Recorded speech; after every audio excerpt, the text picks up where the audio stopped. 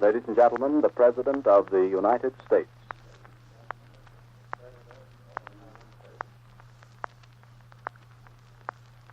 My fellow Americans, the sudden criminal attacks perpetrated by the Japanese in the Pacific provide the climax of a decade of international immorality. Powerful and resourceful gangsters have banded together to make war upon the whole human race. Their challenge has now been flung at the United States of America. The Japanese have treacherously violated the long-standing peace between us. Many American soldiers and sailors have been killed by enemy action. American ships have been sunk. American airplanes have been destroyed. The Congress and the people of the United States have accepted that challenge.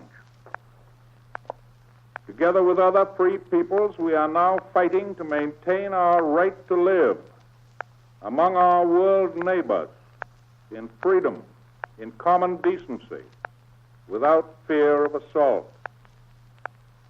I have prepared the full record of our past relations with Japan, and it will be submitted to the Congress. It begins with the visit of Commodore Perry to Japan 88 years ago. It ends with the visit of two Japanese emissaries to the Secretary of State last Sunday, an hour after Japanese forces had loosed their bombs and machine guns against our flag, our forces, and our citizens. I can say with utmost confidence that no Americans today or 1,000 years hence need feel anything but pride in our patience and in our efforts through all the years toward achieving a peace in the Pacific which would be fair and honorable to every nation, large or small. And no honest person today or 1,000 years hence will be able to suppress a sense of indignation and horror at the treachery committed by the military dictators of Japan under the very shadow of the flag of peace borne by their special envoys in our midst. The course that Japan has followed for the past 10 years in Asia has paralleled the course of Hitler and Mussolini in Europe and in Africa. Today, it has become far more than a parallel. It is collaboration, actual collaboration, so well calculated that all the continents of the world and all the oceans are now considered by the Axis strategists as one gigantic battlefield. In 1931, 10 years ago, Japan invaded Manchukuo without warning. In 1935, Italy invaded Ethiopia without warning. In 1938, Hitler occupied Austria without warning. In 1939, Hitler invaded Czechoslovakia without warning. Later in 1939, Hitler invaded Poland without warning. In 1940, Hitler invaded Norway, Denmark, the Netherlands, Belgium, and Luxembourg without warning. In 1940, Italy attacked France, and later Greece without warning. And this year, in 1941, the Axis powers attacked Yugoslavia and Greece, and they dominated the Balkans without warning. In 1941 also, Hitler invaded Russia without warning. And now, Japan has attacked Malaya and Thailand and the United States without warning. It is all of one pattern. We are now in this war. We're all in it, all the way. Every single man, woman, and child is a partner in the most tremendous undertaking of our American history. We must share together the bad news and the good news, the defeats and the victories, the changing fortunes of war. So far, the news has been all bad. We have suffered a serious setback in Hawaii. Our forces in the Philippines, which include the brave people of that Commonwealth, are taking punishment, but are defending themselves vigorously. The reports from Guam and Wake and Midway Islands are still confused, but we must be prepared for the announcement that all these 3 outposts have been seized. The casualty lists of these first few days will undoubtedly be large. I deeply feel the anxiety of all of the families of the men in our armed forces and the relatives of people in cities which have been bombed. I can only give them my solemn promise that they will get news just as quickly as possible. This government will put its trust in the stamina of the American people and will give the facts to the public just as soon as 2 conditions have been fulfilled.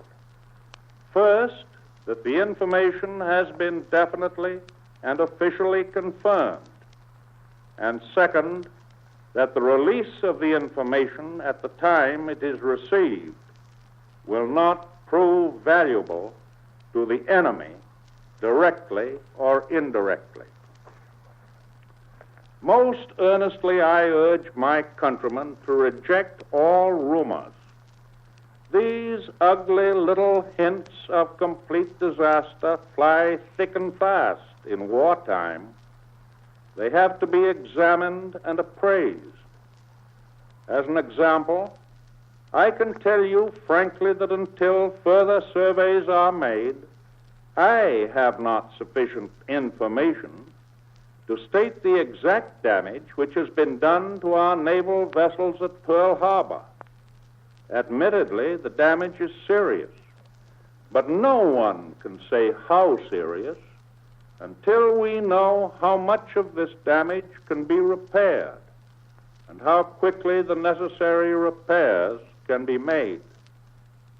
I cite as another example a statement made on Sunday night that a Japanese carrier had been located and sunk off the canal zone.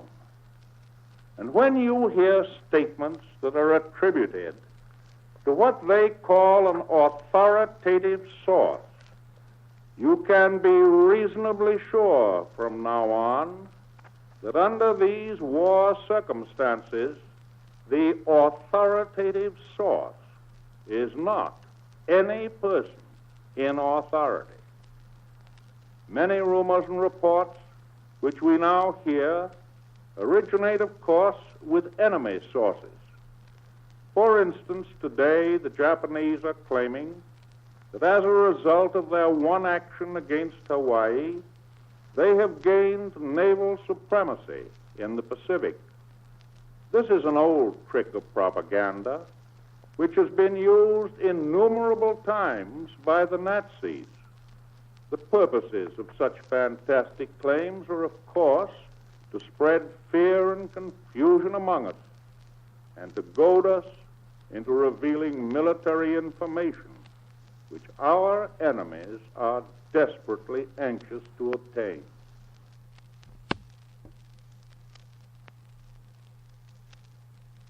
Our government will not be caught in this obvious trap, and neither will the people of the United States.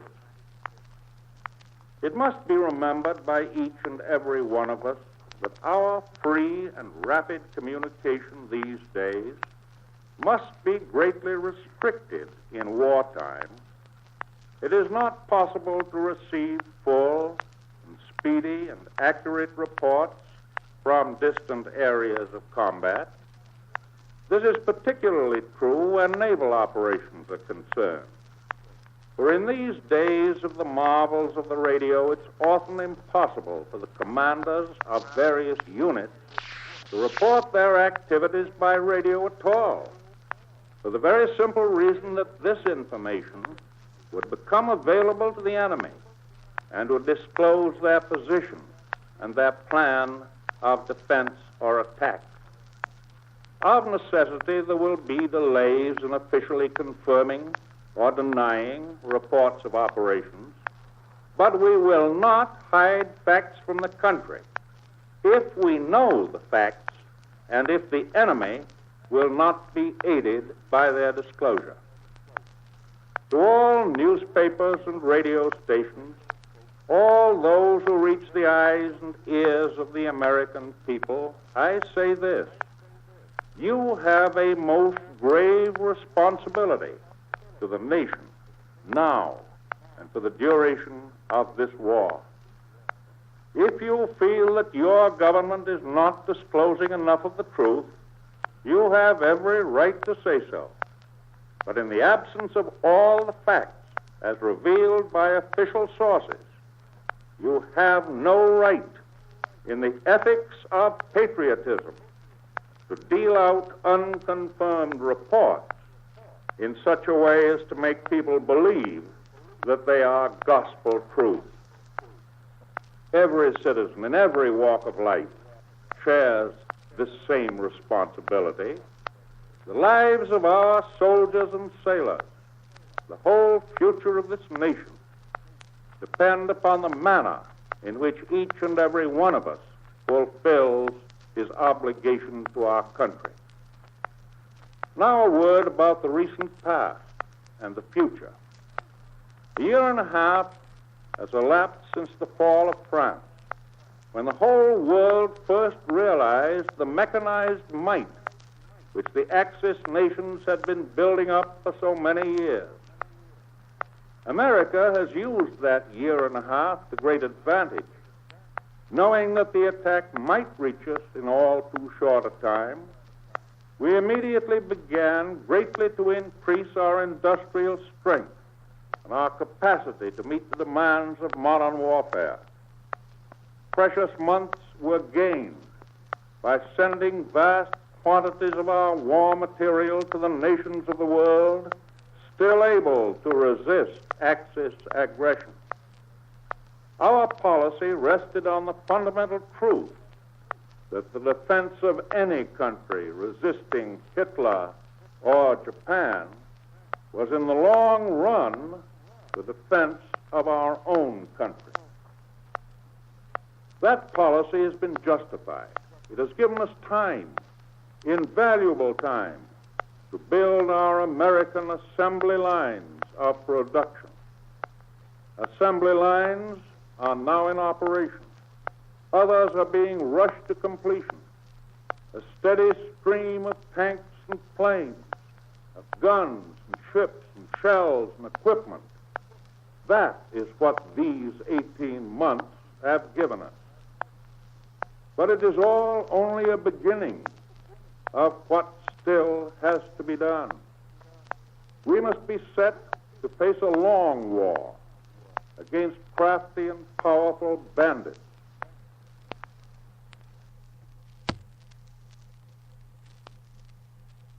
The attack at Pearl Harbor can be repeated at any one of many points in both oceans and along both our coastlines and against all the rest of the hemisphere. It will not only be a long war, it will be a hard war. That is the basis on which we now lay all our plans. That is the yardstick by which we measure what we shall need and demand. Money, materials, doubled and quadrupled production, ever increasing. The production must be not only for our own Army and Navy and Air Forces, it must reinforce the other armies and navies and air forces fighting the Nazis and the warlords of Japan throughout the Americas and throughout the world. I have been working today on the subject of production. Your government has decided on two broad policies. The first is to speed up all existing production by working on a 7-day-week basis in every war industry, including the production of essential raw materials. The second policy, now being put into form, is to rush additions to the capacity of production by building more new plants, by adding to old plants, and by using the many smaller plants for war needs.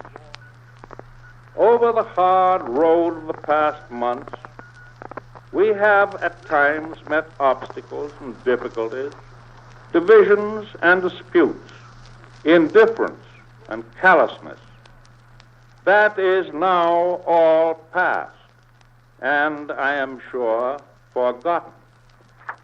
The fact is that the country now has an organization in Washington built around men and women who are recognized experts in their own fields. I think the country knows that the people who are actually responsible in each and every one of these many fields are pulling together with a teamwork that has never before been excelled. On the road ahead, there lies hard work, grueling work, day and night, every hour and every minute. I was about to add that ahead there lies sacrifice for all of us. But it is not correct to use that word.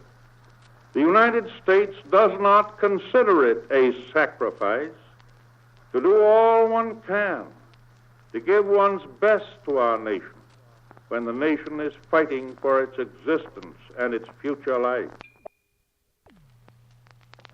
It is not a sacrifice for any man, old or young, to be in the Army or the Navy of the United States. Rather, is it a privilege. It is not a sacrifice for the industrialist or the wage earner, the farmer or the shopkeeper, the train man or the doctor, to pay more taxes, to buy more bonds, to forego extra profits, to work longer or harder at the task for which he is best fitted. Rather, is it a privilege.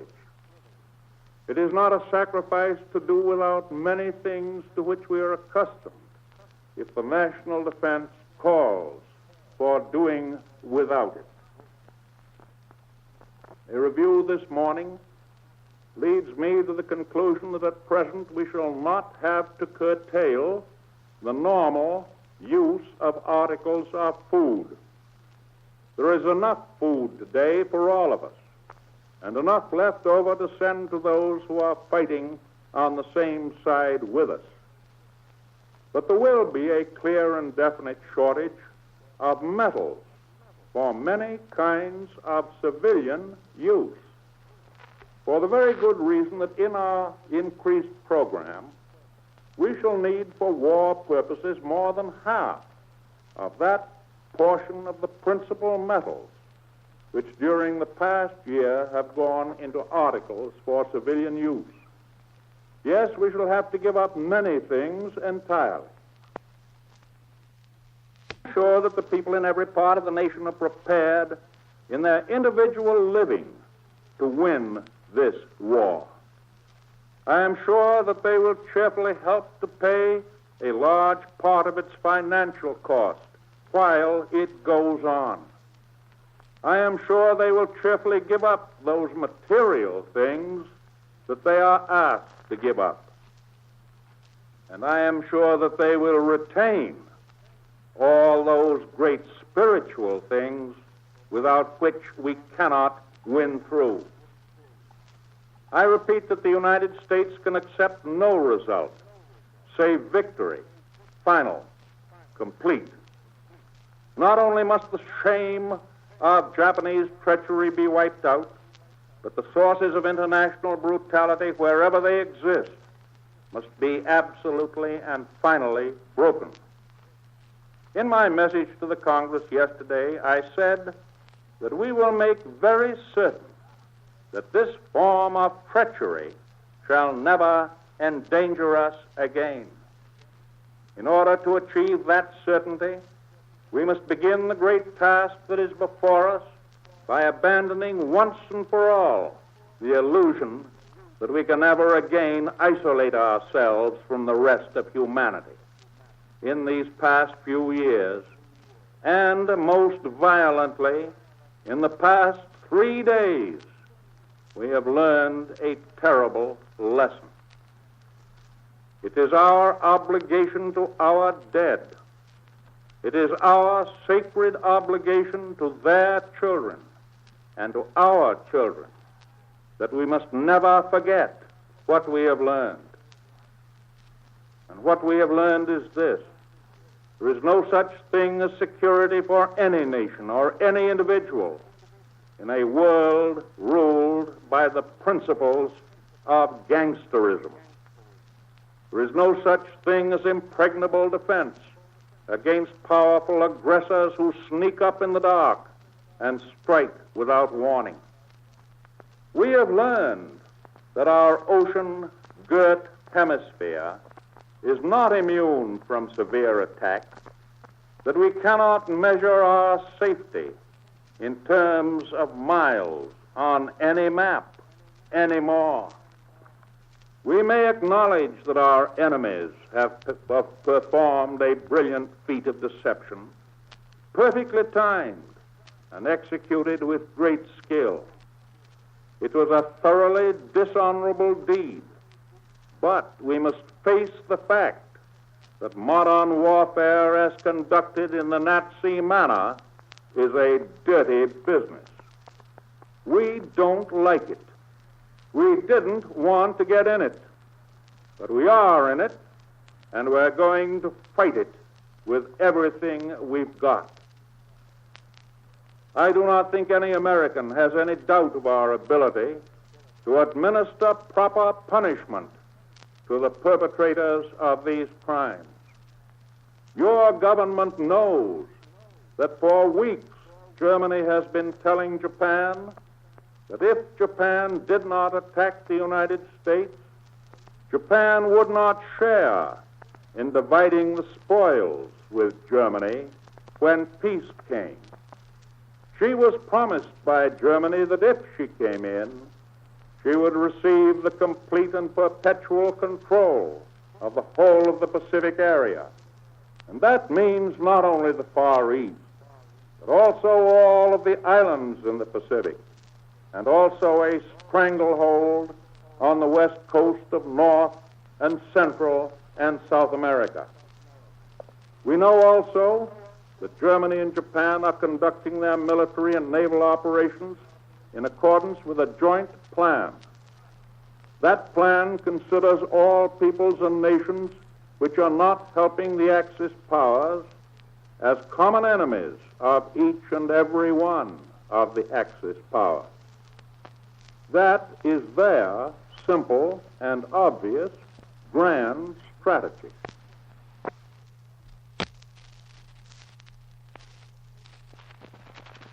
The American people must realize that it can be matched only with similar grand strategy. We must realize, for example, that Japanese successes against the United States in the Pacific are helpful to German operations in Libya, that any German success against the Caucasus is inevitably an assistance to Japan in her operations against the Dutch East Indies, that a German attack against Algiers or Morocco opens the way to a German attack against South America and the Canal.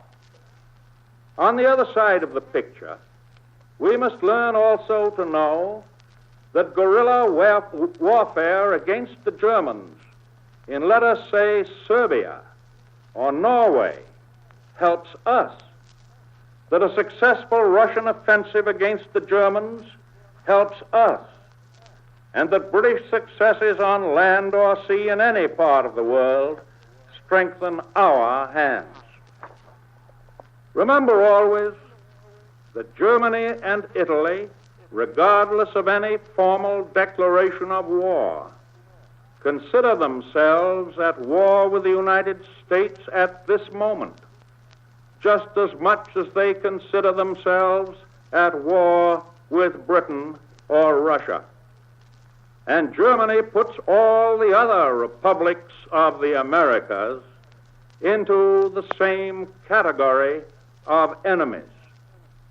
The people of our sister republics of this hemisphere can be honored by that fact.